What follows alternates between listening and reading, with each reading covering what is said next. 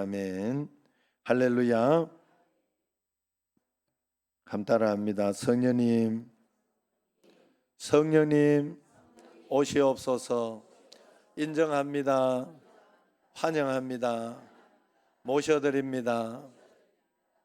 나에게 지혜를 주시고 깨닫게 해주시고 힘을 주시고 치료해 주시고 능력 주시옵소서.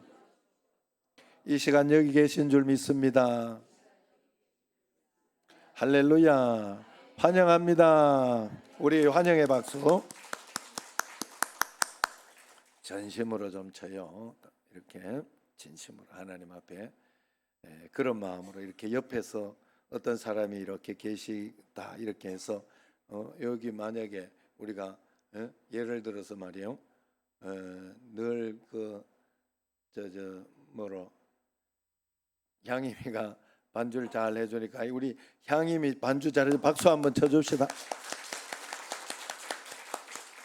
이거보다 소리 적었잖아 지금. 예수님께 예수님 환영합니다 해놓고 이거보다 소리 적었잖아. 실제로 내가 뭐 어떤 의미인지 가르쳐 주려고. 예수님 우리 지금 여기 함께 계심을 우리 환영하는 마음. 할렐루야. 늘 의식해야 돼요. 늘 의식해야 돼요. 여러분 이게 다입니다. 이게 다입니다. 그냥 하나님 우리 모든 지식과 모든 것이 필요 없어요. 결국 하나님이 결국 우리에게 가르쳐 주셔야 돼요. 그래서 성령님이 우리에게 늘 임재하면서 가르쳐 주시는 줄로 믿습니다. 그래서 언젠가 하나님은 더 좋은 것으로 복된 것으로 우리에게 주시는 거예요. 성공 철학자 조지 워싱턴 카버가 이런 이야기를 했어요. 성공한 사람이 행복한 것이 아니라 행복한 사람이 성공하더라. 아둔한 사람은 계속해서 아둔한 사람은 지혜로운 사람을 이기지 못하더라. 또 머리가 좋은 사람은 열심히 사는 사람을 이기지 못하더라. 그런데 또 열심히 사는 사람들은 즐기면서 인생을 사는 사람들, 행복하게 사는 사람들을 이기지 못하더라. 할렐루야. 주인의식입니다. 이게 하나님 앞에 매일매일 살아가고 내가 예배하고 기도하는 게 죽지 못해서 억지로 막 이렇게 오늘 이렇게 보니까 고성덕 권사님이 그나마 이쪽에 이사를 왔더니 얼굴이 폈어. 가까워서 좀 더 가깝고 그렇게 하니까 그만 엎어지면 코 닿을 때잖아요. 그래서 그런 것은 있지만은 그래도 이렇게 예배를 드리고 이렇게 하는데 이게 인상이 쓰이고 이런 것은 내가 주도적인 건 아니에요. 그죠? 내가 주인의식을 가지고 하는 게 아니에요. 제가 이렇게 교회나 이렇게 어떤 일들 할 때 사장이 있다 이러면 거기 직원이다 하면 어차피 월급 받고 일하는 건 똑같잖아요. 일하는 건 똑같아. 야, 여기는 내 회사다 이 생각을 가지고 주인의식을 가지고 내 회사다 해가 내 마음대로 해야지 이건 아니죠. 주인의식이 그건 아니고 내가 다니는 내가 몸담고 있는 내 회사다. 여기에서 내게 월급도 주고 한다. 그러니까 얼마나 기분 좋아요. 내 집이다 할 때 기분이 좋아서 더 열심히 이렇게 뭐든지 꾸미고 하잖아요. 남의 집 관심을 두나요? 남의 집에 일하는 것처럼 일하지 말고 내 집에 청신제일교회를 위해서 여러분은 내 집에 일하는 것처럼 그런 마음으로 사랑하고 아끼고 또 서로를 위해서 기도하고 할 때 하나님께서 우리가 이 땅을 살아갈 때 나는 하나님의 자녀인 것처럼 여기에서 그러한 마음으로 적극적으로 오늘 어떤 일이 있으면 거기에 대해서도 적극적으로 여러분들이 하나님 앞에 물어보면서 주님 앞에 나아가면서 그러면서 나가요. 지금 벌써 우리 박미숙 권사님은 애가 자꾸 우유를 먹고 토한다고 걱정이 내가 둘이를 손주를 낳아본 결과로는 안고도 아닌데 그거는 내가 볼 때는 안고도 아닌데 걱정이 있는 거예요. 제가 마음속에 보니까 그래가지고 그렇지만 맞지요. 그거는 할아버지 할머니가 되니까 그런 마음이 드는 거예요. 그런 마음이 드는 것이나 그러나 하나님 앞에서 그러나 하나님은 우리에게 생을 주셨고 무엇인가 인도해 주셨으면 우리로 하여금 인도해 주신다. 나는 하나님의 자녀로 여기에서 하나님 나라를 다 펼치고 그래서 내게 이런 저런 어려움이 있을 때 기도하면서 어떻게 풀어낼까? 하나님은 어떻게 인도하실까? 기도하면서 인내하십시오. 여러분 축복은 결국 인내로 오는 거예요. 인내를 온전히 이루라. 그게 온전해지는 거예요. 축복은 인내로서 온전. 그래, 기다릴 줄 아는 사람이, 기다릴 줄 알고 그러면서 끝까지 기도할 줄 아는 사람이 하나님의 축복을 제대로 받을 수 있는 사람. 그게 잘 안 되는 사람은 아직 성숙하지 못한 사람. 그래서 인내는 성숙함에, 완전함에 어떤 그런 대명사가 되어 있어요. 그래, 우리가 하나님 앞에 그런 마음으로 즐기면서 인생을 사는 사람, 즐기면서 신앙생활하는 사람, 즐기면서 기도하는 사람, 즐기면서 성경 읽는 사람을 못 이긴다 이 말이에요. 하나님 앞에 우리가 즐기며 가야 할 줄로 믿습니다. 그래서 하나님은 우리 성도들이 언제나 행복하기를 원해요. 행복하기를. 언제 한번 제가 이렇게 할지 모르겠는데 오늘 큐티로 하나 왔는 이걸 딱 들으니까 재미있는 말씀이 왔어요. 뭔가 하면 행복과 축복에 대해서 이야기를 해요. 행복이 영어로 뭐예요? 영어로 happiness. 해피는 행복하니까 happiness 아니에요? 이게 어원이 어디서 왔는지 알아요?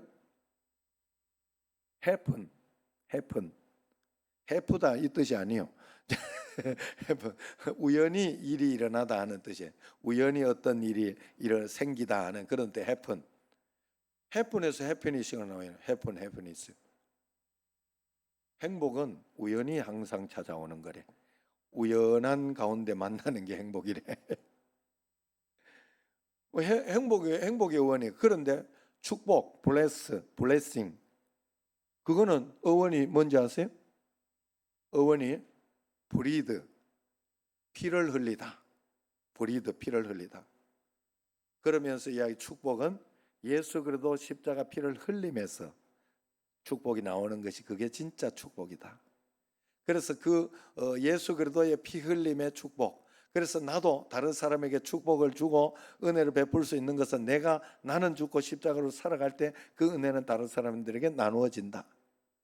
그래서 그 은혜를 누리는 사람이 해픈. 그래서 하나님의 축복의 우연한 일들이 계속 생기는 게 바로 행복이다. 뭐 이렇게 잘 해석을 해놨더라고요. 어쨌든 나중에 한번 제가 잘 이야기해 볼게요. 자, 어쨌든 하나님은 우리로 하여금 매번 매 순간순간 행복하기를 원해요.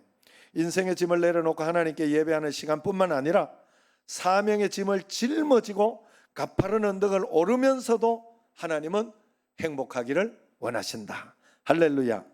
고난이 있고 어려움이 있지만 고난 때문에 행복을 빼앗기지 마라. 하나님은 우리에게 요구하고 있습니다. 하나님의 자녀들은 그래서 높은 자리에서도 행복하고 또 낮은 자리에서도 행복할 수 있어요. 가져도 행복하고 잃고서도 행복할 수 있어요. 건강할 때도 행복하고 병들어도 행복할 수 있습니다. 특별히 사역자들, 전도자들은 그 어떤 자리에서도 행복을 빼앗기지 말아야 됩니다. 평생 행복하기로 결심해야 돼요.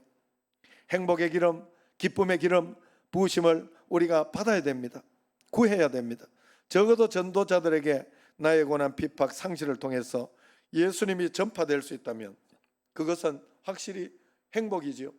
내가 이 핍박받는 것 때문에 언젠가 내 남편이 전도가 될 것이다. 이 핍박받으면 받을수록 당신은 교회 나오는 게 더 빨라질 것이다 하는 마음속에 확신이 진짜 있다고 하면 여러분들은 더 큰 기쁨이 있을 거예요. 또 어떤 시험이나 이런 것이 있을 때 시험은 어렵고 힘들고 답답하곤 하지만 이걸 내가 잘 치르고 나면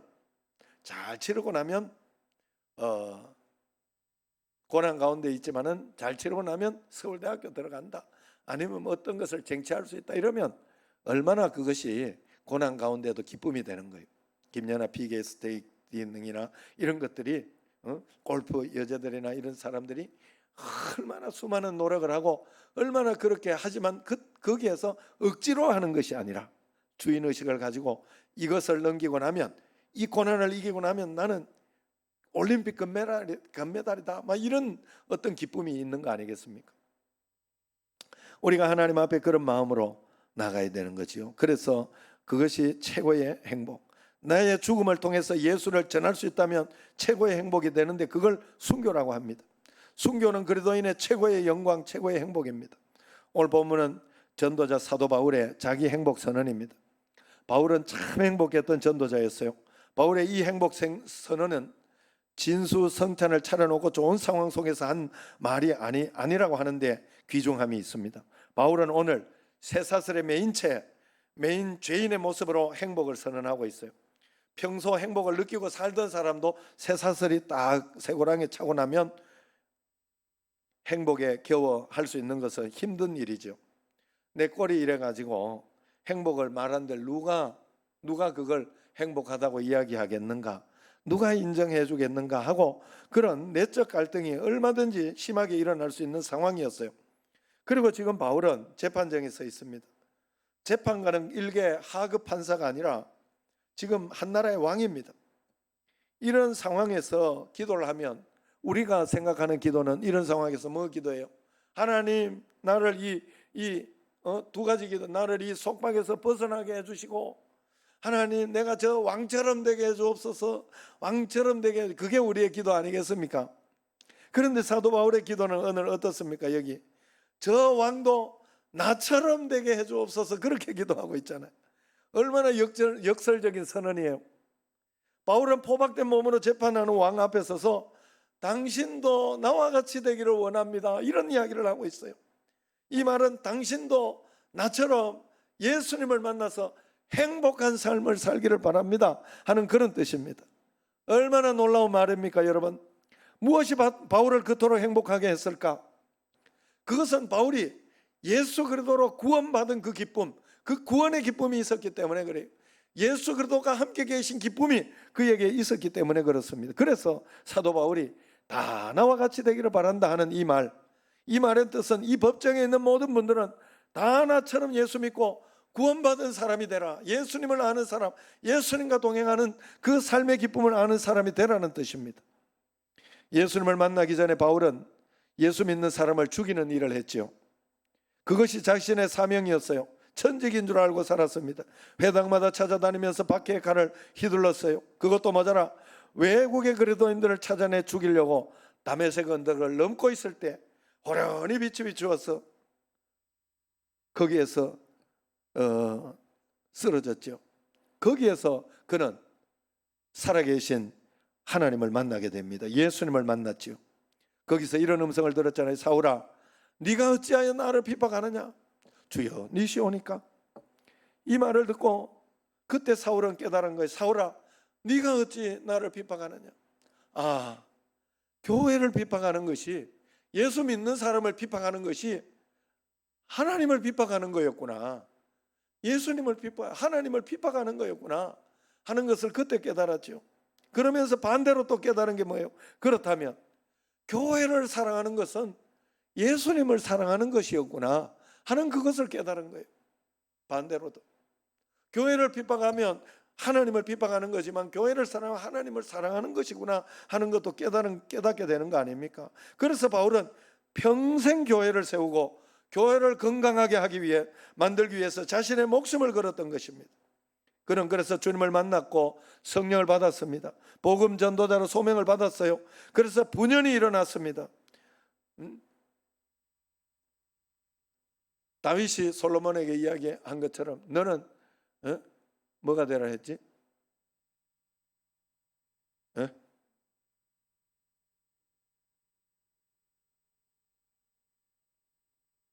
대장부. 빨리 안 나오네 말이. 대장부가 되라. 우리가 대장부 같은 그런 마음을 하나님은 이야기하는 거예요. 그래서 전혀 새 사람이 됐어요. 이제 핍박자가 변하여 전도자가 됐습니다. 그리스도의 원수가 변하여 예수의 종이 됐어요. 그리스도를 박해하던 자가 변해 예수 그리스도 때문에 옥에 갇히고 채찍에 맞으며 피 흘리는 이를 기쁨으로 알았습니다. 그래서 고난은 그의 행복이었고 영광이었다, 그렇게 고백합니다. 골로새서 1장 24절을 한번 보세요. 같이 한번 읽어볼까요? 나는 이제 너희를 위하여 받는 괴로움을 기뻐하고 그리스도의 남은 고난을 그의 몸된 교회를 위하여 내 육체에 채우노라. 내가 고난 받는 것이 예수 그리스도의 그 고난 몸된 교회를 위해서 내 육체에 채워 넣는 것이 된다. 나는 그것이 기쁘다. 쇠사슬의 이 메인 것은 예수님의 고난을 내가 동참하는 것이요, 그것이 남은 이 세상에 남은 사람 전도하고 복음 전하는 그 일을 하기 위하여 하나님께서 내게 채우는 것인 줄 알고 있으니 얼마나 기쁜 그런 것이냐 하는 그런 말이에요. 바울은 교회를 섬기다 받는 괴로움이 기쁨이 됐습니다. 자신이 당한 고난을 예수 그리스도의 고난에 견주어 표현한 만큼 모진 고난을 겪어도 그것이 주님을 전하다 당하는 것이라면 기쁨이라 하는 것이에요. 그렇기 때문에 바울은 아그리빠 왕을 향해서 당신도 이처럼 결반된 것 외에는 나와 같이 되기를 원하나이다라고 했습니다.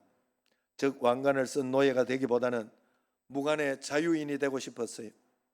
세상 그 무엇에도 매이지 않는 영혼의 자유자가 되고 싶었던 것입니다. 바울의 몸은 투옥되어 있었고 손발은 묶여 있었으나 그의 심령은 한없이 하늘을 날며 자유를 만끽하고 있었던 것이죠. 여러분, 그래서 우리가 자유인으로 하나님 앞에서 하나님의 자녀로서 적극적으로 기도하고 예배하고 억지로가 아니라 하나님 앞에서 나는 이것을 통하여 하나님을 섬기고 예배하고 하나님을 섬기고 예배하는 것이 온전하게 되면 하나님은 그걸 통하여 나로 하여금 복을 주고 계시니 나는 그 복을 받고 있으니 감사하다 하는 그런 진심이 있는 거예요. 그래서 고린도후서 6장 9절 10절에 보면 무명한 자 같으나 유명한 자요 죽은 자 같으나 보라 우리가 살아있고 징계를 받는 자 같으나 죽임을 당하지 아니하고 근심하는 자 같으나 항상 기뻐하고 가난한 자 같으나 많은 사람을 부유하게 하고 아무것도 없는 자 같으나 모든 것을 가진 자로다. 할렐루야. 우리는 아무것도 없는 자 같으나 모든 것을 가진 자인 줄로 믿습니다. 그래서 우리는 명품백이나 이런 것에 연연하지 않습니다. 에코백을 들어도 명품처럼 보이는 게 예수 그리스도를 믿는 사람인 줄로 믿습니다. 질병도 가난도 핍박도 죽음도 감옥도 채찍도 쇠사슬도 바울을 얽어맬 수 없었던 것이 세상의 그 무엇도 거듭난 생명의 자유를 억압할 수 없었습니다. 환경이 나의 행복을 빼앗아갈 수 없다. 예수 안에서 나는 무한한 행복자로다. 이것이 사도 바울의 선언이요 우리 그리스도인의 선언이 되어야 할 줄로 믿습니다. 바울은 참으로 행복한 전도자였어요. 그는 예수에 미치고 복음에 미쳤던 사람입니다. 죽을 만큼 행복하고 미칠 만큼 행복했던 전도자, 그가 바로 사도 바울이었어요. 오늘 본문에 의하면 바울의 간증을 듣고 있던 베스도 총독이 바울을 향해서 바울아 내가 미쳤구나. 내 많은 학문이 너를 미치게 하였구나. 그렇게 많이 배우고 그렇게 서울대 나오고 하버드대 나온 네가 어떻게 그렇게 살아가느냐라고 이야기를 합니다. 구원받은 간증 때문에 바울은 미쳤다는 얘기를 들어야 했어요. 바울의 중생 체험을 도무지 이해할 수 없었던 저들의 눈에는 바울이 미친 사람으로 보일 만도 했습니다. 하늘에서 하나님 되시는 예수님이 나타나 나를 불렀다니 미친 사람으로 보였던 거지요. 그러나 바울은 이 세상이 전부가 아니요 영원한 세상이 있었던 것입니다. 우리는 선악간에 반드시 심판을 받을 것입니다. 지옥이 있고 천국이 있습니다. 여러분, 이 땅의 선택이 천국과 지옥을 가는다는 걸 알면 우리는 이렇게 살 수가 없어요. 반드시 믿음으로 살아야 돼요. 믿음 없이 세상을 보면 세상은 아주 간단합니다. 세상은 하나님이 없고 저 천국이 없으면 살아가는 게 뭔 의미가 있어요? 먹고 자고 싸고 죽으면 그만이지. 그러다가 먹고 자고 싸고 반복하다가 죽는 게 끝이잖아요. 그래서 더 많이 먹고 더 많이. 여러분 참 하나님 공평한 거는 100만 원짜리를 먹어도 나오는 건 똑같더라고. 안 그래요? 아무리 고급 주택에 자도 자는 건 똑같아요. 고급 주택에 잔다고 평안한 잠을 자는 게 아니에요. 예? 하나님 공평하잖아요. 죽음 앞에서는 다 공평하지 않나요? 부자가 죽어가지고 나중에 죽고 난 뒤에 뭐 잘 해주면 뭐해? 화장하면 뭐하고 화장 안 하면 뭐하고? 안 그래요? 죽고 난 뒤에 공평하잖아요. 하나님은 그것만 공평한 게 아니라 그랬어요. 우리 말씀 가운데 많이 내는 것도 하나님이 축복하시지만 없는 가운데 정말 하나님 앞에 진심으로 내는 것도 축복하신다. 가부의 2렙돈을 공평하게 이야기하셨어요. 우리가 다른 거 할 수 없으면 한 사람이 천하보다 귀하다 하지 않았습니까? 예? 그것을 전도하면 하나님 앞에 천하를 드리고 하는 그런 마음으로 우리가 살아갈 수 있도록 하나님이 해주셨으니 얼마나 공평합니까? 우리가 하나님 앞에 그래서 그런 마음을 가지고 살아야 돼요. 그래서 이 심판, 우리는 압니다. 인간에게는 육체 말고 영혼이 있다는 걸 압니다. 이 땅에 짤막한 인생이 전부가 아니라 영원히 이어지게 될 영생의 세계가 있다는 것을 압니다. 인간이 세상을 주도하고 살아가는 것처럼 보이지만 이 세상을 만든 분이 계시고 이 세상을 끝내는 분이 계시고 영원한 날을 준비하고 날 기다리는 그분이 살아계시다는 사실을 우리는 아는 거예요. 그래서 우리는 영준아, 네가 예수에 미쳤구나 하는 이야기를 들으면 더 기쁘고 감사한 거예요. 우리는 그 이야기를 정말 저 사람이 예수에 미쳤구나 하는 이야기를 들을 수 있어야 돼. 그러면 그 사람은 정말로 그 예수에 미친 그것 때문에 칭찬도 받을 수 있습니다. 칭찬받을 수, 예수에 미치면 가장 정상적인 사람이 돼. 가장 하나님 앞에서 온유하고 성자 같은 사람이 되겠지요. 예수 믿는다고 교회만 왔다 갔다 하고 집에 가서 맨날 싸우고 다투고 그런 사람은 예수 믿진 사람이 아니에요. 종교에 미친 사람이지. 예수에 미치면요, 사람이 성품이 바뀌어요. 성령의 열매가 맺혀지게 돼요. 그래서 이것도 잘하고 저것도 잘하고 다 잘하게 돼 있어요. 예수 믿는 사람은 그런 사람이에요. 소향이라고 하죠. 소향 가수. 대부분 알 거예요. 정말 노래 잘 부르는 사람이 있어요. 여자분인데, 여자 가수인데 찬양 집회를 할 때 그런다고 그래요. 간정 집회를 하고 이렇게 할 때 찬양으로 하잖아요. 그런데 서로 팍 되면 나는 예수에 미쳤습니다 하고 시작한다고 그래요. 소양이. 나는 진짜 야, 멋있다. 걸크러시. 멋있다 이런 생각이 들었어요. 예? 그렇게 한다고 합니다. 얼마나 예수님 좋으면 그랬을까요? 사도 바울도 그랬어요. 내가 복음을 부끄러워하지 아니하노니 이 복음은 모든 믿는 자를 구원하는 하나님의 능력이 됨이라 그랬어요. 복음을 전하기만 하면 죽은 자가 살아나고 지옥문이 닫혀지고 천국문이 열리는데 내가 어찌 복음에 미치지 않을 수 있겠는가 하는 것이죠. 그래서 바울은 예수는 하나님이시다. 그분은 구세주시다. 그분은 부활하셨다. 지금도 살아계시고 나를 심판하러 오실 것이며 여러분들을 심판하러 이 땅에 오실 것이다라고 목이 터져라 외쳐댄 것이에요. 여러분, 사람은 어차피 뭔가 하나에는 미쳐야 산다고 그래요.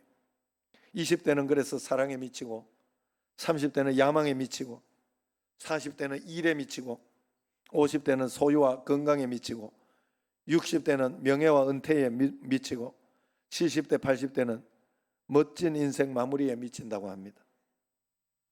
여러분, 무엇에 미쳐 살아갑니까? 교회가 좋아서 미쳐보신 분 계십니까?